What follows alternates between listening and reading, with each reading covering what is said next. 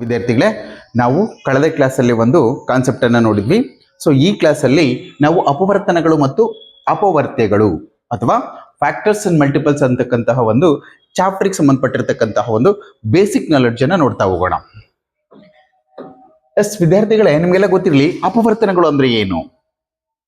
So ಅಪವರ್ತನಗಳಂದ್ರೆ ಇಲ್ಲಿದೆ ನೋಡ್ರಿ, ಒಂದು ಸಂಖ್ಯೆಯನ್ನ ನಿಶ್ಶೇಷವಾಗಿ ಭಾಗ ಮಾಡ್ತಕ್ಕಂತಹ ಎಲ್ಲ ಸಂಖ್ಯೆಗಳಿಗೆ ನಾವು ಆ ಸಂಖ್ಯೆಯ ಅಪವರ್ತನಗಳು ಅಂತ ಹೇಳಿ ಕರಿತೀವಿ. ಯಾವುದೇ ಒಂದು ಸಂಖ್ಯೆ, ನಾನಾಗ್ಲೇ ಕ್ಲಾಸಲ್ಲಿ ಹೇಳಿದ್ದೀನಿ, ಯಾವುದೇ ಒಂದು ಸಂಖ್ಯೆಯನ್ನ ನಿಶ್ಶೇಷವಾಗಿ ಅಂದ್ರೆ ಶೇಷ ಬರದೇ ಇರೋ ತರ ಕಂಪ್ಲೀಟ್ ಆಗಿ ಸಂಪೂರ್ಣವಾಗಿ ಭಾಗ ಮಾಡ್ತಕ್ಕಂತಹ ಎಲ್ಲ ಸಂಖ್ಯೆಗಳು ಆ ಸಂಖ್ಯೆಗಳ ಅಪವರ್ತನಗಳು ಅಂತ ಹೇಳಿ ಕರಿಬಹುದು.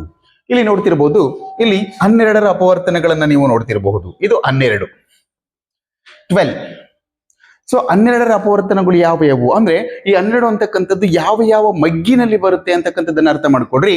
1ರಲ್ಲಿ ಬರುತ್ತೆ, 2ರಲ್ಲಿ ಬರುತ್ತೆ, 3ರಲ್ಲಿ ಬರುತ್ತೆ, 4ರಲ್ಲಿ ಬರುತ್ತೆ, 6ರಲ್ಲಿ ಬರುತ್ತೆ, ಮತ್ತೆ 12ರಲ್ಲಿ ಬರುತ್ತೆ. ಅಂದ್ರೆ ಒಂದು 12ಲೆ 12, ಸೊ 2 6ಲೆ 12, ಸೊ 3 4ಲೆ 12, ಆಮೇಲೆ 4 3ಲೆ 12, 6 2ಲೆ 12, 12 1ಲೆ 12. ಸೊ ಹಂಗಾಗಿ ಈ 1 2 3 4 6 ಮತ್ತು 12ಅನ್ನ ನಾವು 12ರ ಅಪವರ್ತನಗಳು ಅಂತ ಹೇಳಿ ಕರಿತೀವಿ.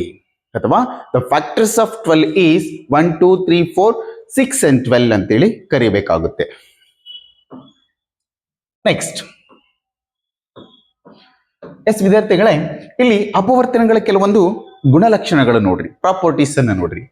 ಇಲ್ಲಿ ಅಪವರ್ತನಗಳು ಅಂತ ಏನ್ ಕರಿತೀವಲ್ವಾ, ಪ್ರತಿಯೊಂದು ಅಪವರ್ತನಕ್ಕೂ ಸಹ ಯಾವುದೇ ಸಂಖ್ಯೆಗಾಗ್ಲಿ ಒಂದು ಅಪವರ್ತನ ಆಗಿರುತ್ತೆ. ಅಂದ್ರೆ ಒಂದು 12ಲೆ 12, ಒಂದು 36ಲೆ 36, ಈ ರೀತಿ.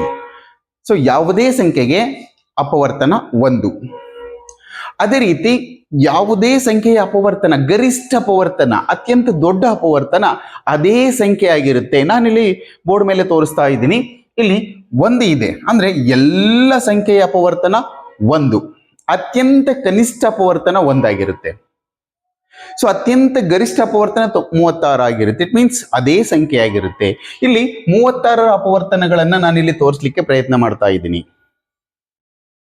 ಇಲ್ಲಿ 36ರ ಅಪವರ್ತನಗಳು ಯಾವ್ಯಾವು? 1 ಬರುತ್ತೆ, 1 36ಲೆ 36, ಇಲ್ಲಿ 2 ಬರುತ್ತೆ, ಸೊ 2 18ಲೆ 36, ಮತ್ತೆ 3 ಬರುತ್ತೆ, ಸೊ 3 12ಲೆ 36, ಅದೇ ರೀತಿ 4 ಬರುತ್ತೆ, 9 4ಲೆ 36, ಅದೇ ರೀತಿ 6 ಬರುತ್ತೆ, 6 9ಲೆ 6 6ಲೆ 36, ಸೊ ಇಲ್ಲಿ 9 ಬರುತ್ತೆ, 9 4ಲೆ 36, ಅದೇ ರೀತಿ 12 ಬರುತ್ತೆ, ಸೊ 12 3ಲೆ 36, ಅದೇ ರೀತಿ 18 ಬರುತ್ತೆ, 18 2ಲೆ 36 ಬರುತ್ತೆ.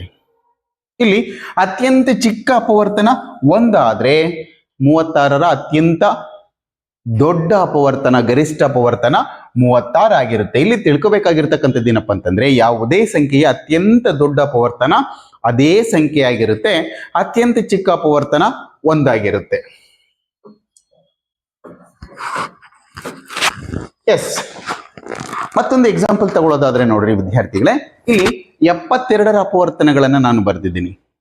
ಇಲ್ಲಿ ವಿಶೇಷವಾಗಿ 72ರ ಅಪವರ್ತನ ಏನಕ್ಕೆ ತಗೊಂಡಿದ್ದೀನಿ ಅಂತಂದ್ರೆ, ಸೊ 1ರಿಂದ 100 ಸಂಖ್ಯೆಗಳಲ್ಲಿ ಬರ್ತಕ್ಕಂತಹ ಸಂಖ್ಯೆಗಳಲ್ಲಿ ಅತಿ ಹೆಚ್ಚು ಅಪವರ್ತನಗಳನ್ನ ಫ್ಯಾಕ್ಟರ್ಸ್ ಅನ್ನ ಹೊಂದಿರತಕ್ಕಂಥ ಸಂಖ್ಯೆ ಅಂತಂದ್ರೆ ಅದು 72.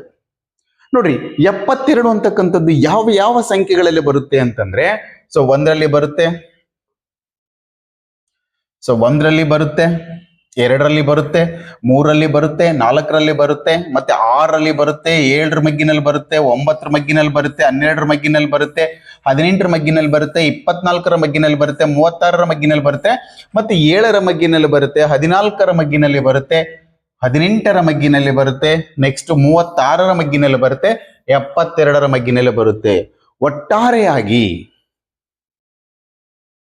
72 ಸಂಖ್ಯೆಗಳಿಗೆ 12 ಅಪವರ್ತನಗಳನ್ನ ನೋಡ್ತೀವಿ. ನಿಮಗೆ ಎಕ್ಸಾಮಿನೇಷನ್ ಅಲ್ಲಿ ಕೇಳಬಹುದು, 1ರಿಂದ 100ರವರೆಗಿನ ಸಂಖ್ಯೆಗಳಲ್ಲಿ ಅತಿ ಹೆಚ್ಚಿನ ಅಪವರ್ತನಗಳನ್ನ ಹೊಂದಿರತಕ್ಕಂಥ ಸಂಖ್ಯೆ ಯಾವುದು ಅಂತ ಕೇಳಿದ್ರೆ ನೀವು 12 ಅಂತ ಬರಿಬೇಕಾಗುತ್ತೆ. 72 ಅಂತ ಬರಿಬೇಕಾಗುತ್ತೆ.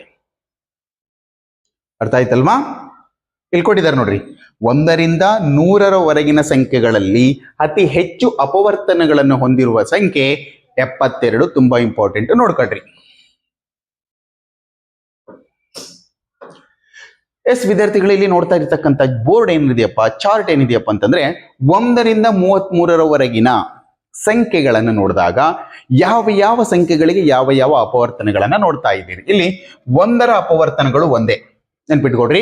ಇಲ್ಲಿ 2ರ ಅಪವರ್ತನಗಳು 1 ಮತ್ತು 2, 3ರ ಅಪವರ್ತನಗಳು 1 ಮತ್ತು 3, 4ರ ಅಪವರ್ತನಗಳು 1, 2, 4, 5ರ ಅಪವರ್ತನಗಳು 1 ಮತ್ತು 5, 6ರ ಅಪವರ್ತನಗಳು 1, 2, 3, 6, 7ರ ಅಪವರ್ತನಗಳು 1 ಮತ್ತೆ ನೋಡ್ರಿ, ಇಲ್ಲಿ ಸಾಮಾನ್ಯವಾಗಿ 2 ಅಪವರ್ತನಗಳನ್ನ ಕೆಲವೊಂದು ಸಂಖ್ಯೆಗಳು ಹೊಂದಿದಾವೆ.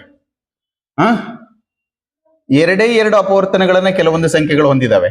ಸೊ ಆ ಒಂದು ಸಂಖ್ಯೆಗಳಿಗೆ ನಾವು ಏನಂತ ಕರಿತೀವಪ್ಪ ಅಂತಂದ್ರೆ,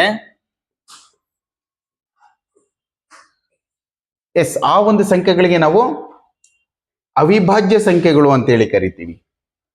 ಇಲ್ಲಿ 1 ಮತ್ತೆ 7, 11 ಇದೆ ನೋಡ್ರಿ. ಸೊ 1 ಮತ್ತು 11 ಮತ್ತೆ 13 ಮತ್ತೆ 17 ಮತ್ತೆ 19, 23, 29, 31. ಇಲ್ಲಿ 1ರಿಂದ 33 ಸಂಖ್ಯೆಗಳನ್ನು ಮಾತ್ರ ನಾನು ಹೇಳ್ತಾ ಇದ್ದೀನಿ.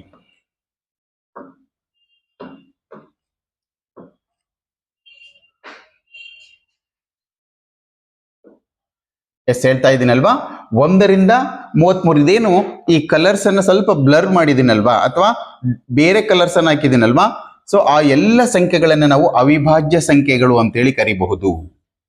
ಈ ಅವಿಭಾಜ್ಯ ಸಂಖ್ಯೆಗಳಿಗೆ ಕೇವಲ 2 ಫ್ಯಾಕ್ಟರ್ಸ್ ಮಾತ್ರ ಇರ್ತವೆ. ನೆಕ್ಸ್ಟ್ ನೋಡ್ರಿ, ಇಲ್ಲಿ ಕಂಟಿನ್ಯೂ ಪಾರ್ಟ್ ಇದೆ.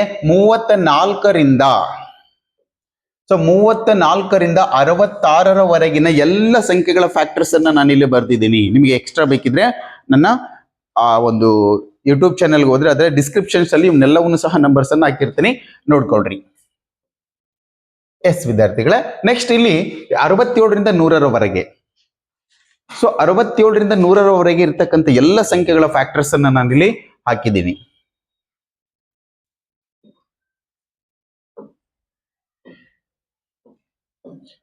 ಎಸ್, ಒಟ್ಟಾರೆಯಾಗಿ ಈ ಒಂದು ತರಗತಿಯಲ್ಲಿ ನಿಮಗೆ ಫ್ಯಾಕ್ಟರ್ಸ್ ಅಂದ್ರೆ ಏನು, ಯಾವ ಸಂಖ್ಯೆಗಳ ಫ್ಯಾಕ್ಟರ್ಸ್, ಯಾವ ಸಂಖ್ಯೆಗೆ ಯಾವ ಫ್ಯಾಕ್ಟರ್ಸ್ ಬಂದಿದ್ದಾವೆ ಅಂತಕ್ಕಂಥದ್ದನ್ನ ಅಬ್ಸರ್ವ್ ಮಾಡಿದ್ವಿ. ಇನ್ನು ಎಕ್ಸ್ಟ್ರಾ ಬೇಕಿದ್ರೆ ಇದು ಡಿಸ್ಕ್ರಿಪ್ಷನ್ಸ್ ಅಲ್ಲಿ ಇದರ ಡೀಟೇಲ್ಸ್ ಎಲ್ಲ ಹಾಕಿರ್ತೀನಿ, ಅದನ್ನ ನೋಡ್ಕೊಳ್ರಿ ಅಂತ ಹೇಳ್ತಾ, ಸೊ ಇವತ್ತಿನ ಒಂದು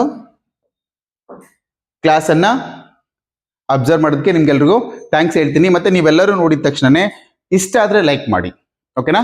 ಥ್ಯಾಂಕ್ ಯು.